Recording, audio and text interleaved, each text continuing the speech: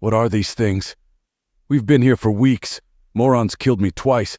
Do you know how long that's going to take to pay back? They're charging me for the gear I was wearing." The bunker murmured its sympathy. Many of them had watched their own battle pay disappear in this stupid war. This was supposed to be an easy win, smash down the humans, take their planet and go off on leave for a few months. Instead, turns out the fuckers knew they were coming and every hand was turned against them. They were fucking farmers. The Ormit Coalition had grown tired of the upstart human race gleefully colonizing worlds, planets long dismissed as useless by their betters, making others look inadequate as they quickly terraformed these disregarded worlds. Terraformed, a word they despised, making another Earth, another source of infection. Action was needed, and they were asked to take it. The galactic community had had enough. Well, the wealthy and powerful anyway. The ones tired of humans and their stupid politics. Forces had been supplied, ships provided. A simple slapdown on an upstart race. A new human colony was selected, a pretext invented, and a local border incident instigated. The colony was named Trang Chu, and it was barely beginning. A world of wild storms, lush forests, and water. So much water, rivers, deltas, seas, and rain. So much rain. The humans had deemed this perfect, and had set out to add it to the human diaspora.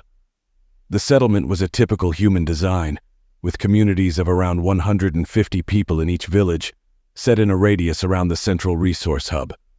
When the warning arrived, preceding a massive unmanned arms drop, the community had decided to buy the Earth sometime.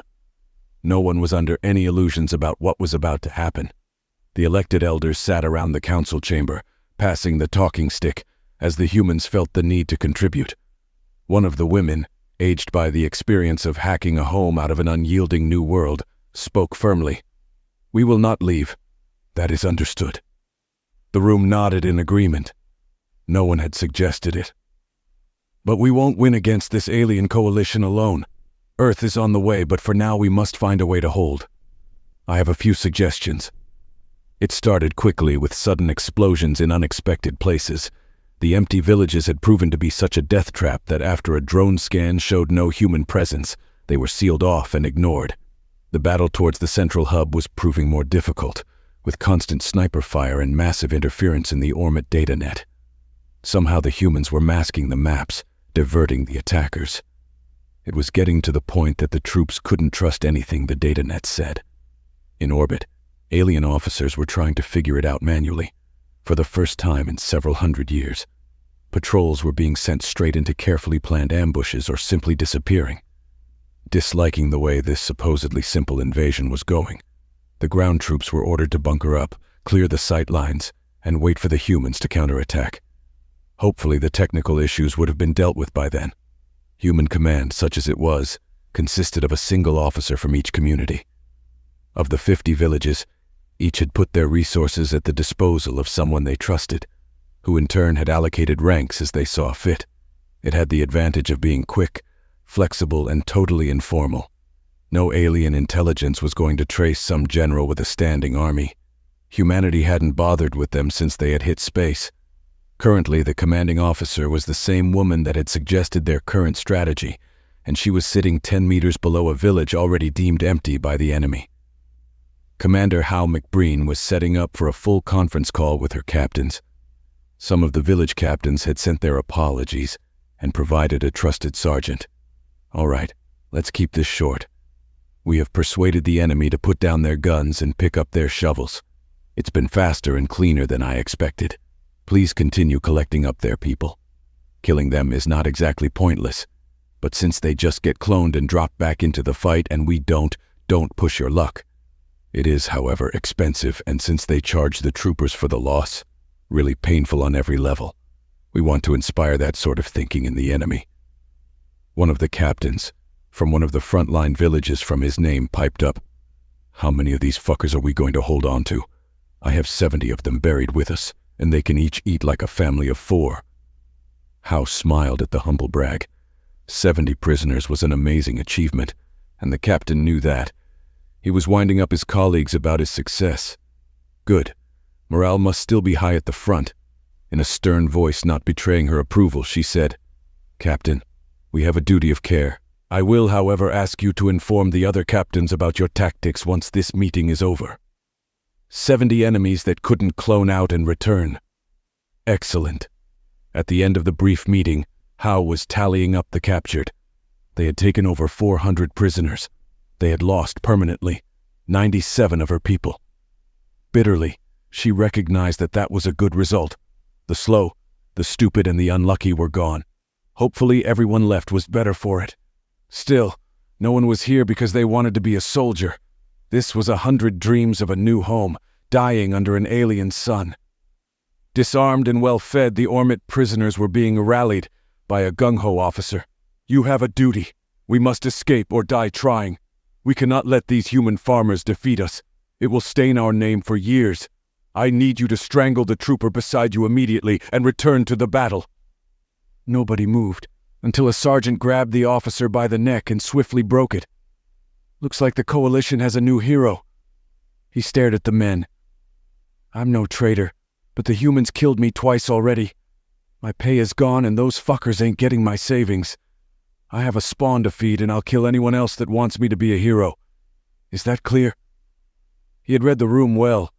Most of the prisoners just carried on eating.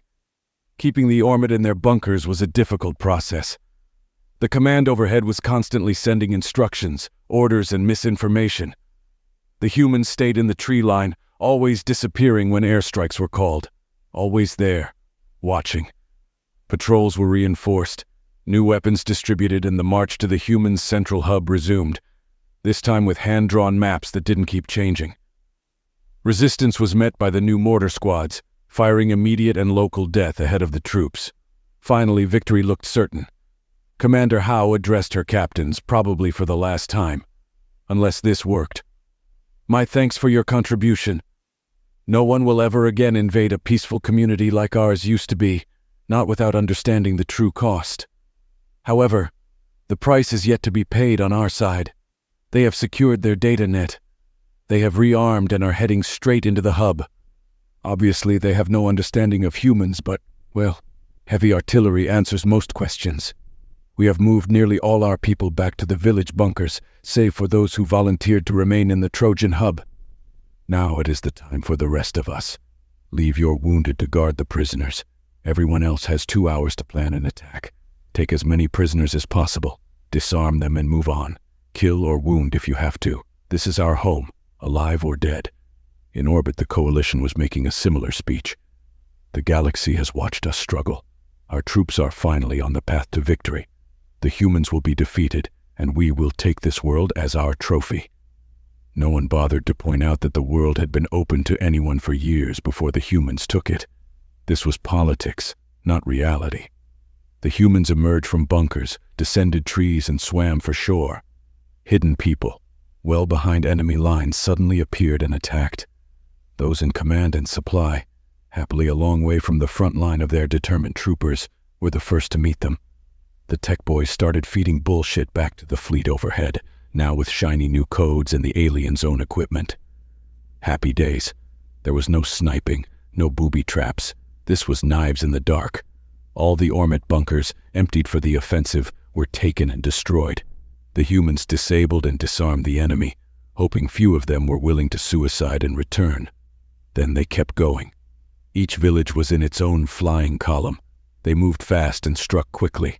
They weren't looking to hold land, simply inflict pain and move on.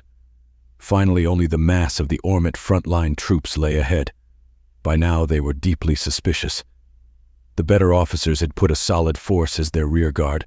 The human hub was under heavy fire. What little remained of it after the orbiting ships had pounded it for weeks. Still, someone in there was returning fire. A seriously unhappy officer was trying to coordinate the battle. What the fuck are they doing? We hold orbit on this planet. We took the villages and they kept coming. We have taken the hub and they are still shooting. When do these fuckers give up? Do you have any idea how much this war has cost me? One of his troopers interrupted his self-pity. Sir, there's a human approaching with a banner. This is what they told us to watch for. It's a surrender, I think. From behind the troopers, a small human was approaching with a piece of white cloth on a stick. Then she stopped, obviously waiting. "Well, Sergeant, what do I do now?" asked the bemused officer. "I think you make a banner and go talk to it, and we're not allowed to fire until you're finished.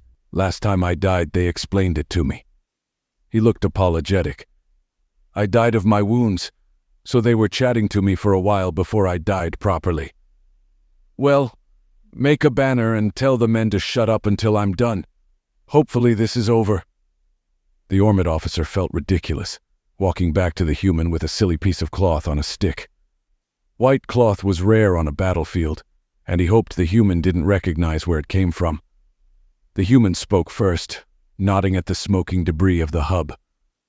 "Well done, Commander. May I ask what you wanted it for?" The Ormid officer was confused. "I am here for your surrender. Your planet is taken. Put down your weapons immediately." Howe laughed. "You know nothing of humanity. My mother is Vietnamese and my father is Irish. Trust me, you haven't won anything. Everything behind me is ours.